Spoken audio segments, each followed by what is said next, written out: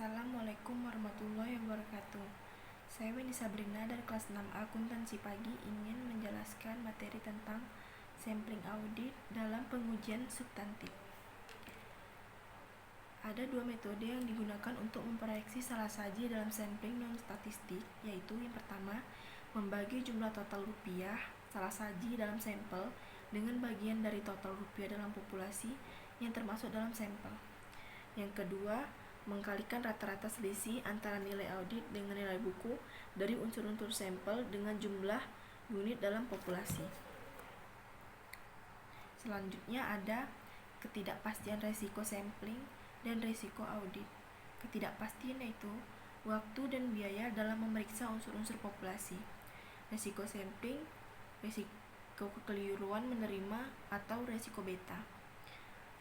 Lalu resiko keliru menolak atau resiko alfa. Resiko audit kemungkinan menyatakan pendapat keliru akibat data sampel tidak andal. Selanjutnya ada pendekatan sampling statistik. Sampling probabilitas proporsional dengan ukuran atau PPU, sampling variabel klasik. Perbedaan dari keduanya adalah sampling PPU berdasarkan teori sampling atribut, sedangkan sampling variabel klasik berdasarkan teori distribusi normal. Probabilitas sampling proporsional dengan ukuran PPU dapat tepat apabila jumlah unit yang ada dalam populasi dan variabilitasnya tidak diketahui. Lalu populasi hanya berisi saldo debit. Dan yang terakhir, dalam populasi diperkirakan tidak ada salah saji atau hanya sedikit salah saji. Probabilitas sampling proporsional dengan ukuran PPU adalah suatu pendekatan yang menggunakan teori sampling atribut untuk menyatakan kesimpulan dalam jumlah rupiah, bukan sebagai tingkat deviasi. Model ini diterapkan dalam pengujian transaksi dan saldo yang salah sajinya terlalu tinggi. Probabilitas sampling proporsional dengan ukuran berguna dalam pengujian yang pertama, piutang. Apabila pengkreditan yang tidak dikerjakan terhadap debitur tidak signifikan. Yang kedua, investasi dalam surat berharga. Yang ketiga, pengujian harga sediaan bila diperkirakan hanya terdapat sedikit selisih. Yang keempat, tambahan pada aktiva tetap. Rencana sampling. Yang pertama, menetapkan tujuan rencana, merumuskan populasi dan unit sampling, menentukan ukuran sampel, menentukan metode pemilihan sampel, melaksanakan rencana sampling, mengevaluasi hasil sampel. Merumuskan populasi dan unit sampling. Populasi terdiri dari kelompok transaksi atau saldo rekening yang akan diuji. Unit sampling adalah rupiah individual dan populasi adalah suatu angka rupiah yang sama dengan jumlah rupiah dari populasi. Rupiah individual yang terpilih sebagai sampel kadang-kadang membawa keseluruhan unsur yang lain dari populasi yang sama. Unsur-unsur tersebut disebut dengan logical sampling unit. Menentukan metode pemilihan sampel. Metode yang paling banyak digunakan dalam sampling PPU adalah pemilihan sistematik. Metode ini membagi total rupiah populasi menjadi interval-interval rupiah yang sama. Cara melaksanakan rencana sampling. Auditor menerapkan prosedur pengauditan yang sesuai untuk menentukan suatu nilai menurut audit untuk setiap unit logis yang diikutsertakan dalam sampel. Jika ada perbedaan, maka auditor harus mencatat nilai buku dan menilai menurut audit dalam KK. Informasi di atas selanjutnya akan dipakai untuk melakukan proyeksi atas total salah saji dalam populasi. Cara mengevaluasi hasil sampel. Auditor menghitung batas salah saji atau BAS dari data sampel dan membandingkan dengan salah saji yang ditoleransi yang telah ditetapkan dalam rancangan sampel. Rumus batas salah saji. BAS sama dengan PS tambah CRS. PS itu adalah total proyeksi salah saji dalam populasi, sedangkan CRS adalah cadangan risiko salah saji. Jika salah saji tidak diperoleh, maka faktor cadangan resiko sampling atau CSR terdiri dari satu komponen yang disebut presis dasar atau PD.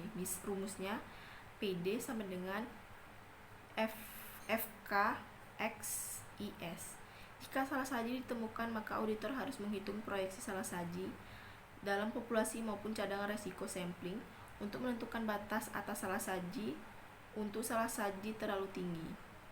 Selanjutnya, BAS dibandingkan dengan dengan SD. Rumusnya presentasi perbedaan sama dengan buka kurung nilai per buku dikurang nilai per audit tutup kurung dibagi nilai per buku proyeksi salah saji sama dengan presentasi perbedaan dikali interval sampling.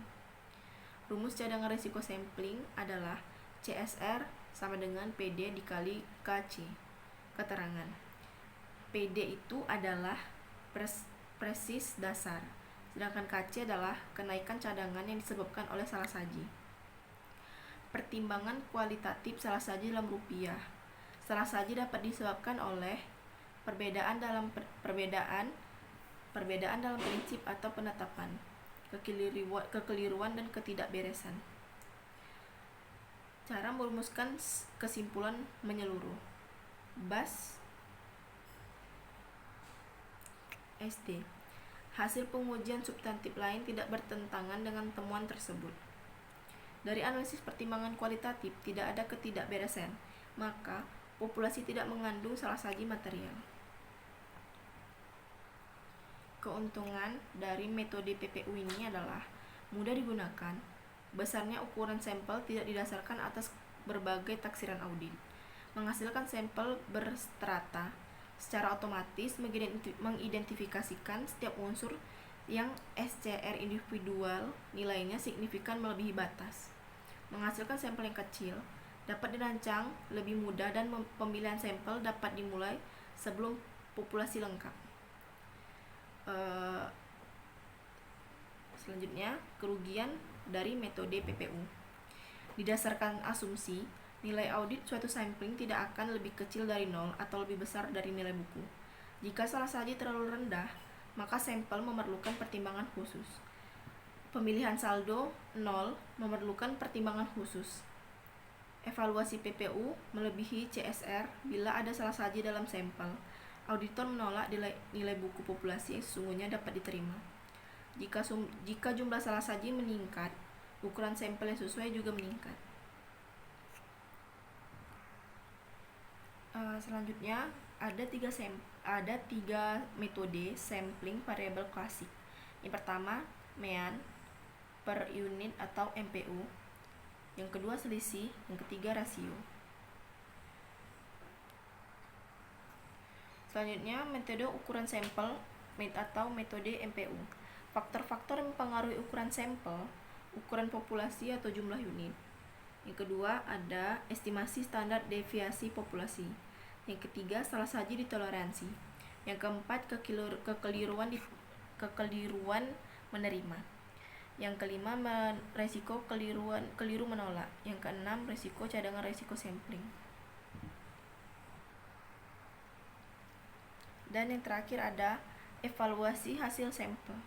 Ada dua metode yang digunakan untuk proyeksi salah saji dalam sampling non-statistik, yaitu yang pertama, membagi jumlah total rupiah salah saji dalam sampel dengan bagian dari total rupiah dalam populasi yang termasuk dalam sampel. Yang kedua, mengkalikan rata-rata selisih antara nilai audit dengan nilai buku dari unsur sampel dengan jumlah unit dalam populasi. Sekian dari saya, Medi Sabrina. Assalamualaikum warahmatullahi wabarakatuh.